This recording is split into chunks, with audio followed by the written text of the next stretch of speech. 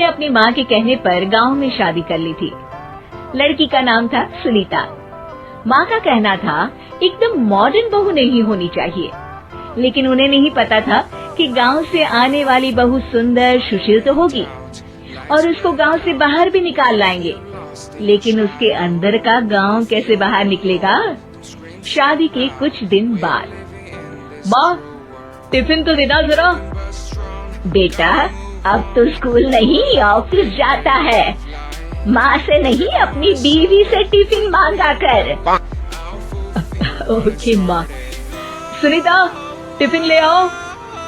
1 kilo tiffin, इसके अंदर पिस्ता डाल दिया है। पिस्ता? पिस्ता क्यों? सास जी ने बोला था ना कि आपको पिस्ता बहुत पसंद है।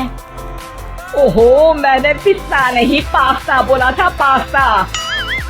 पास्ता? कहीं होता है पास्ता?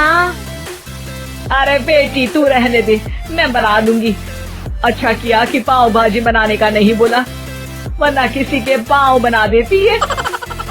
सुनीता को बुरा लगता है, लेकिन उसकी नादान हरकतें कम नहीं होती।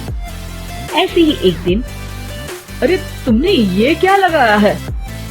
अरे आप वो फूस फूस करके लगाते हैं ना, वही। दियो? का दियो? किसको दियो? अरे वही ना जिससे खुशबू आती है। हाँ हाँ सही पकड़े हैं। अच्छा लेकर तो आना। कौन सा डियो लगाया तुमने? अभी लेकर आते हैं जी। संदीप की बात मानकर सुनीता अंदर से खुशबू वाला फुसफुस लेकर आती है। OMG! OMG मतलब ओ माय गणेश ना। अरे OMG छोड़ो, और ये खुशबू वाला फुसफुस की बात कर रही थी तुम? हाँ इसी की, फिर से सही पकड़े हैं। अरे देवी, लेकिन आप सही नहीं पकड़े हैं, ये डियो नहीं है। डियो नहीं है तो क्या लियो है? अरे ये रूम फ्रेशनर है, जिसको कमरे में छिड़कते हैं, खुद पर नहीं। कोई बात नहीं, माँ कहती थी आत्मा किराएदार है, शरीर एक किराए का कर्म। हम शरीर पे ये डाल लिए तो क्या फर्क पड़ जाएगा। अरे बहू, ओ बहू, मेरे लिए फल तो लिया, फिर मैं बाजार जाऊंगी। सुनीता अपनी सास के लिए फल लेकर आती है। अरे बेटा, पपीता, तरबूज और सेब फल ऐसे कैसे खा लूं? काट कर तो लिया। माँ जी, मेरे गांव में तो खेत से उठा के सीधा खा लेते हैं। अरे ये तेरा गांव नहीं है ना। अरे संदीप, तू ही कुछ समझा देना इसको बेटा। मैं कैसे समझाऊं माँ, ये तो माइक्रोवेव को भी भट्टी बोलती है। कल मैंने बोला हाय कैसी हो, तो बोलती है किसी को हाय नहीं लगानी चाहिए। अरे सुनीता, तेरा क्या होगा? अभी तो कैसे बताऊं माँ जी, अभी हम कुछ करेंगे फिर पता चलेगा क्या होगा, लड़का या लड़की। हे भगवान, कहाँ से आ गई ये? रामपुर से जी, आप ही तो लेकर आए थे मुझे। अरे मुझे माफ कर दो।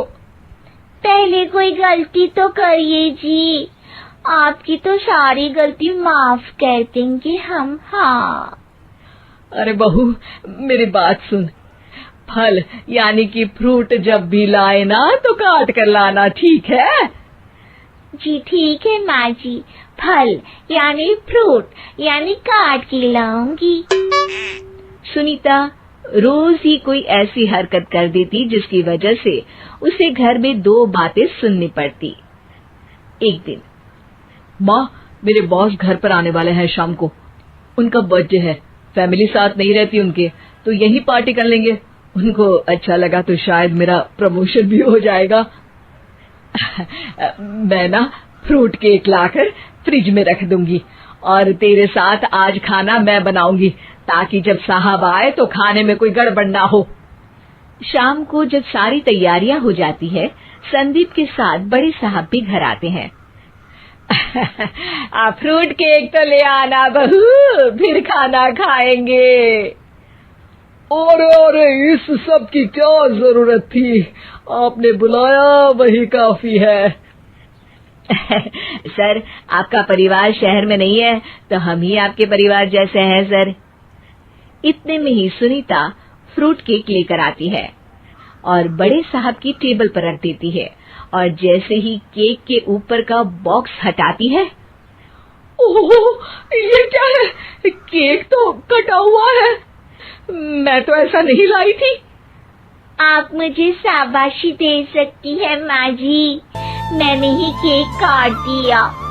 आपने कहा था ना, फल यानी फ्रूट यानी हमेशा काट के लाना, तो फ्रूट केक भी तो फ्रूट ही है ना, तो मैंने पहले ही काट लिया। हूँ ना मैं समझदार। अरे बहू, ये क्या किया? केक हमेशा वही काटता है जिसका जन्मदिन होता है। तुझे एक बात भी समझ नहीं आती, एक नंबर की बेवकूफ है। पूरा माहौल बिगड़ चुका था। संदीप को लगने लगा था कि साहब उसे प्रमोशन तो दूर की बात है, कहीं डिमोशन ना दे दे, लेकिन साहब बीच में ही बोल पड़ते हैं। अरे कोई बात नहीं, ये इनकी बेवकूफी नहीं है, इनका भोलापन है। बेटा आप कहाँ से हो?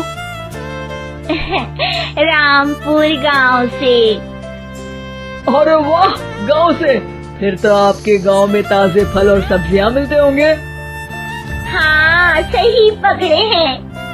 हम तो काटते भी नहीं, सीधा खा लेते हैं।